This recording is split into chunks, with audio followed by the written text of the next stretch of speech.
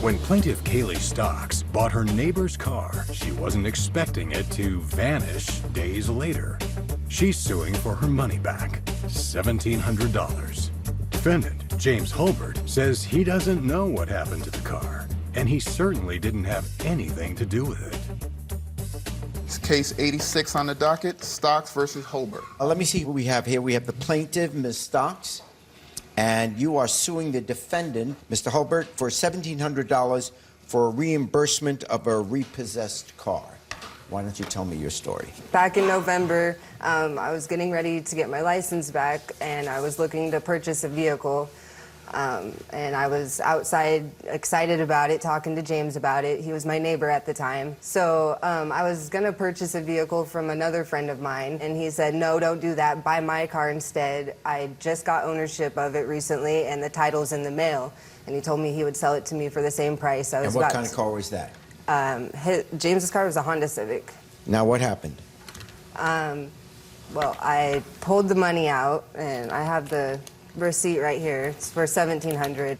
And I was still thinking about it. And then a few days later, on December 1st, James started pressuring me really bad to buy the car. And I wasn't feeling well. I was sick. And so I actually gave... Is there going to be any truth to this at all? Seriously. What's your name? My name is Chris Martin. I'm her boyfriend. I've been through it the whole time with her. I'm going to give you a chance. This man's a complete con artist, and he claimed that he had ownership of the vehicle when he knew he didn't. He acted like he was going to get the title in the mail, and then a couple days later he was going to sign the title over to her when he knew he was in default with the auto loan. And he was using that to take advantage of her because he knew that she had money on her, that she needed a car, and You told me she had money. Whatever the reason was, you're saying you gave him the money. She was sick that day, and she asked me to go ahead and fill in for her place and to bring the money over and get the keys. Now, you have the money. What happened? Well, the car was in the parking lot with a club on it. And a couple days later, I noticed the car was gone. It was out of the parking lot. And so I freaked out. I called James. I was like, where's the car? Thinking maybe he had an extra key. So James told me that it must have gotten stolen. And he told me I need to file a police report that it was a stolen vehicle. And There's a truth there. What happened? The police call me and they say, we found your car. And I was like, oh my God, thank God. And they told me that it was not stolen. It had been repossessed by the original, like the owner of the vehicle. The owner of the vehicle? The S&M auto dealership. The people that repossessed the car. Oh, so you're saying you paid James the money, but from her story, it wasn't your car. It was owned by someone else. The dealership. The dealership. Yeah, he still owed $900 on it. And so the dealership repossessed the car because $900 was still owed. That's incorrect. I have no idea what he's talking about. I have a paper that says Let's get the paper. the text message you sent me of the what he owed on the vehicle. Here is the repossession statement saying that you could get the car back because they don't know about this How come yet. I never got that letter? You sent me that text message with that. I'm not made of money. I've been saving that money for She said that. and you use an adverb here, years. It's an adverb. This is the same. I just got my license. Oh, this is you saying, Yeah, I just got my license today and I want my money back. I already talked to S&M and they said, you're not getting it back. You told me you paid it off and we're waiting for the title. You knew it was getting repossessed, she's saying to you. What part of this is not true? The only part that's true is me selling the car, or selling the car to her. And he's the one who pressured me. No adverbs, sir.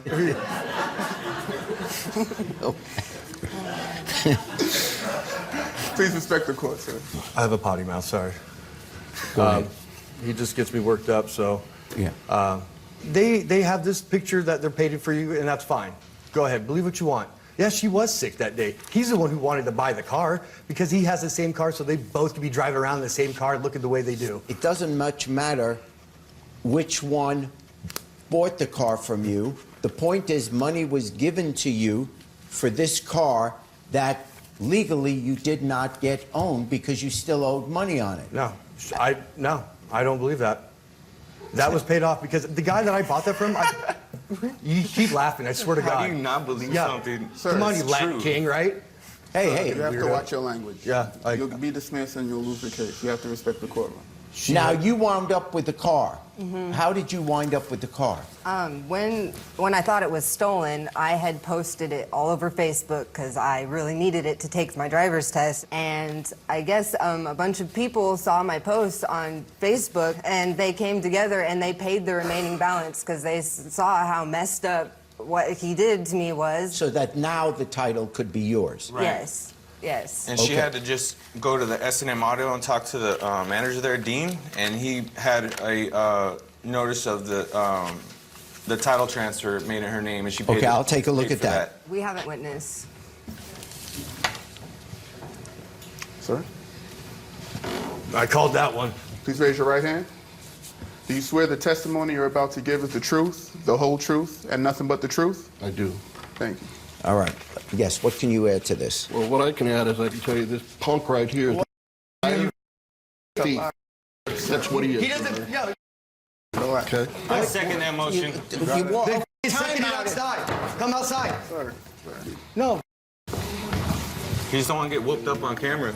Well, this is going well. Sorry, man. I had to sit back here and listen to the live. Hold on. You don't wanna be a loser walk with in license here. on Okay, this. time out. You walk into a courtroom, and the first thing you do is start cursing. I didn't curse, Your Honor. I called him a punk. And I apologize, Your Honor. Okay.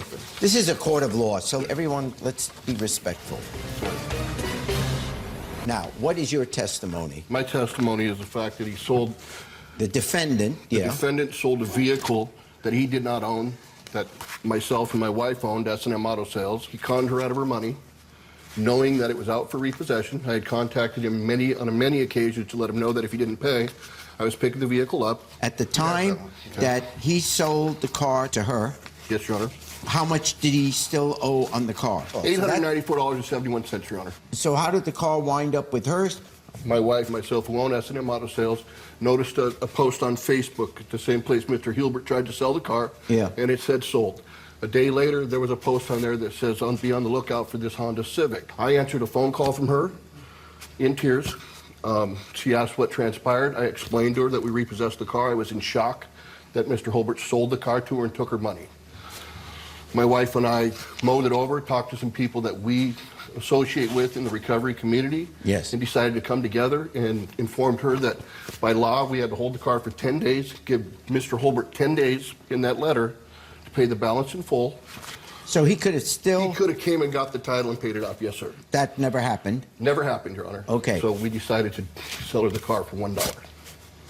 Wow. Very nice. The defendant has your $1,700 still. Yes. Okay. Well, I will have to make a decision in absentia. Verdict for the plaintiff in the sum of $1,700. Hey, YouTube, check out my new show, Judge Jerry. Now, for sneak preview and behind-the-scenes footage, subscribe to my channel now.